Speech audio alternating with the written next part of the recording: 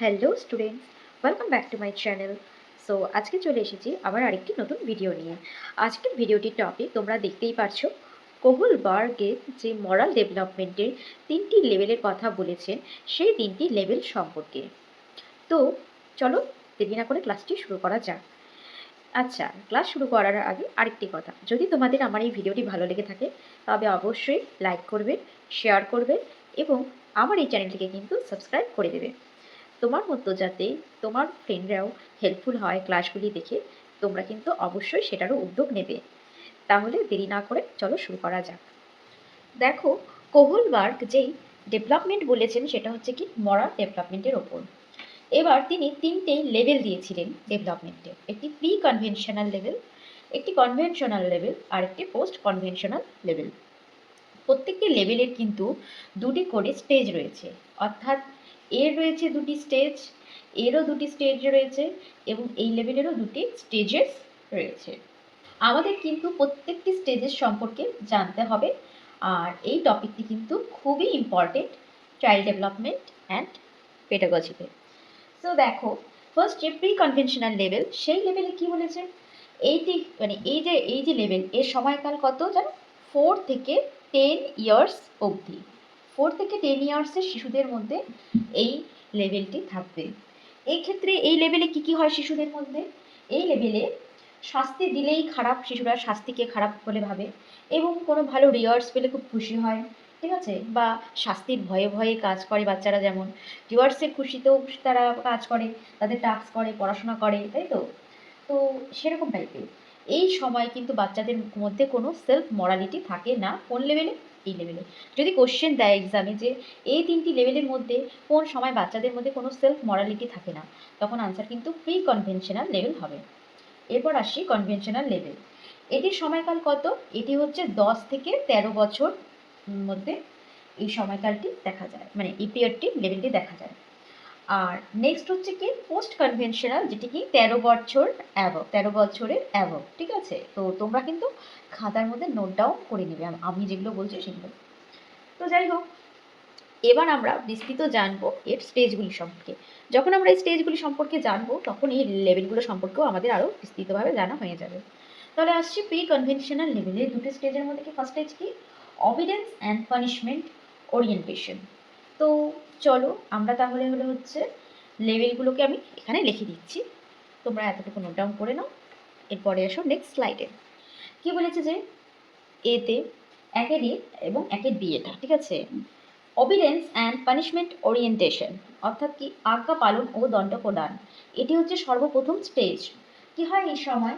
এই স্টেজে বাচ্চারা যাতে শাস্তি না পেতে হয় তার জন্য আদেশ পালন করে, সেটা তার টিচারের হোক বা সেটা তার পিতা মাতা হোক বা যে কোনো গার্জিয়ানের হোক।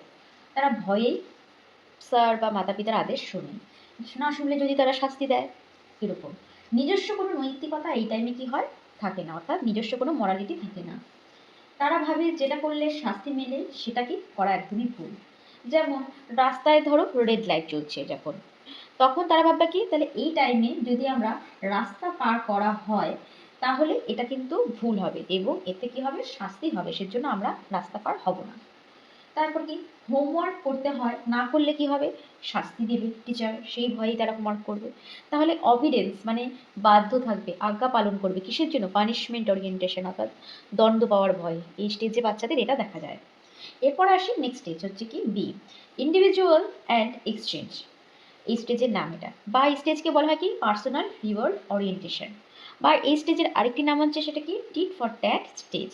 তাহলে এই 3টি নামের মধ্যে যেই নামটি আসুক না কেন, সেটা বলতে কিন্তু প্রি কনভেনশনাল লেভেলের সেকেন্ড স্টেজের কথা বলা হয়েছে। আচ্ছা, এই সময় কি দেখা যায় বাচ্চাদের মধ্যে? তোমরা নোট ডাউন করে নাও আমি যেটা বলছি। এক্ষেত্রে বাচ্চারা কি করে? নিজেরা কী লাভ পাবে সেটা দেখে, দেখে যে কোনো কাজ করে।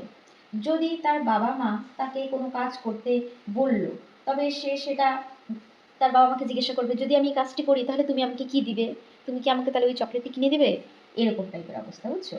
তো সেটা করলে কি পাবে সেটা আগে সে জিজ্ঞাসা করে এই স্টেজে। আচ্ছা, মানে ব্যাপারটা হচ্ছে my attitude will always be based on how you treat me. আমার অ্যাটিটিউড সেটাই হবে, এটা দেখেছে কিভাবে তুমি আমাকে ট্রিট করবে, ঠিক আছে? এই স্টেজে বাচ্চারা এটা করে টিট ফর ট্যাট, অর্থাৎ তুমি এটা দিলেই আমি এটা করবো। তুমি এটা না দিলে আমি এটা করবো না, এরকম ব্যাপার। ইন্ডিভিজুয়াল অ্যান্ড এক্সচেঞ্জ, একটা এক্সচেঞ্জের বিনিময়ে কাজ হচ্ছে, ঠিক আছে। পার্সোনাল রিওয়ার্ড ওরিয়েন্টেশন, কিছু একটা পাচ্ছে, একটা চকলেট পাচ্ছে, বা কোনো একটা জিনিস, পেন চাইছে ওই পেনটা পাচ্ছে, হ্যাঁ, তো বা একটা খাতা চাইছে ওটা পাচ্ছে, বা একটা কোনো গেমস চাইলো বাবা মার কাছে সেটা পাচ্ছে, সেই লোভে লোভেই সে কাজটি করবে। তো এটা হচ্ছে সেই স্টেজ। তাহলে বুঝতে পারছো, এটা হলো প্রি কনভেনশনাল লেভেলের সেকেন্ড স্টেজ। এরপর আসবো আমরা কনভেনশনাল লেভেল, সেখানেও এরকম দুটো স্টেজ থাকবে, অর্থাৎ সেটা হচ্ছে থার্ড অ্যান্ড ফোর্থ স্টেজের তুমি পুরোপুরি দেখতে গেলে, আর কনভেনশনালের এ অ্যান্ড বি, ঠিক আছে। তাহলে কনভেনশনাল লেভেলের স্টেজ কি, ফার্স্ট স্টেজ কোনটা? ইন্টারপার্সোনাল রিলেশনশিপ, বা এর অপর নাম কি good boy nice girl orientation. যদি বলা হয় যে good boy nice girl orientation এটি কোন লেভেলের মধ্যে পড়ছে, তাহলে আনসার হবে কি কনভেনশনাল লেভেলে পড়ছে। বা গুড বয় নাইস গার্ল যে ওরিয়েন্টেশন রয়েছে সেটা অপর নাম কি স্টেজটি, তখন কি হবে ইন্টারপার্সোনাল রিলেশনশিপ, ঠিক আছে। এগুলো হচ্ছে এক একটি স্টেজ, আর এগুলো হচ্ছে এক একটি লেভেল। ওকে, দেখো ইন্টারপার্সোনাল রিলেশনশিপে কি বলেছে, এই স্টেপ বলতে কি বোঝো, এই স্টেজটিতে বাচ্চারা বাবা বা মা বা অন্য কেউ প্রশংসা করবে, সেক্ষেত্রে কি হবে, বাচ্চাটি খুব খুশি হবে, ঠিক আছে। সেই কাজটি সে সঠিক বলে ভাবে, মানে যেই কাজটি করলে বাচ্চাটি প্রশংসা পাবে অন্যান্য মানুষের থেকে, তার টিচারের থেকে, তার বাবা মা বা তার অন্য কোনো গার্জিয়ান থেকে, সেই কাজটি কী করবে, বাচ্চাটি সঠিক বলে মনে করবে এবং সেই কাজটি বাচ্চাটি করবে, ঠিক আছে। যেমন ভালো নাম্বার পেলো এক্সামে, সে একটা বাচ্চা ভালো নাম্বার আনলো, তখন তার বাবা মা তাকে বলবে you are very good boy বা you are very good girl, ঠিক আছে। তো তখন কি হবে, সে কিন্তু এই স্টেজে সেটা শুনে খুব খুশি হবে। দেন নেক্সট স্টেজ কি, মেইনটেনিং দ্য সোশ্যাল অর্ডার, বা আরেকটি নাম কি ল অ্যান্ড অর্ডার, ঠিক আছে। কি বলেছে যে এক্ষেত্রে rules are fixed and rigid, মানে এই চিন্তাটা একটা বাচ্চার মনে থাকবে যে নিয়ম সবসময় ফিক্সড, মানে নির্দিষ্ট, এবং রিজিড খুবই কঠোর জিনিসটি। এতে যদি কোনো রকম করে ভঙ্গ করি, তাহলে পুলিশ বা প্রশাসন হচ্ছে কি আমাকে কড়া শাস্তি দিবে, বা সেটা ভঙ্গ করাও আমাদের জন্য খুব ভুল কাজ, এটা তখন তারা ভাবে। যেমন কি ধরো রেড লাইট দেখলে কি গাড়ি চললে যেমন পুলিশ শাস্তি দেবে, তো এই যে নিয়ম সেটা তার মনের মধ্যে বসে আছে, ঠিক আছে। তো যাই হোক, এই যে এই যে সি অ্যান্ড ডি, এই যে দুটি স্টেজ দেখলাম, এই স্টেজ দুটিতে কিন্তু সোসাইটি ডিসাইড করছে, এক্ষেত্রে বাবা মা টিচার বা অন্যান্য অভিভাবক বা অন্য কেউ ডিসাইড করছে, তার কাজ দেখে সে ভালো মন্দ এবং সেটাতে সে খুশি হচ্ছে। আর এটাতেও নিয়ম ভঙ্গ করলে কোনো থার্ড পার্টি শাস্তি দিচ্ছে, সেটা তারা মানে বিশ্বাস করছে। তো এটাকে সোসাইটি ডিসাইড করছে, এই দুটো স্টেজ, ঠিক আছে। তো আশা করি বুঝতে পেরেছো এই দুটি স্টেজ সম্পর্কে।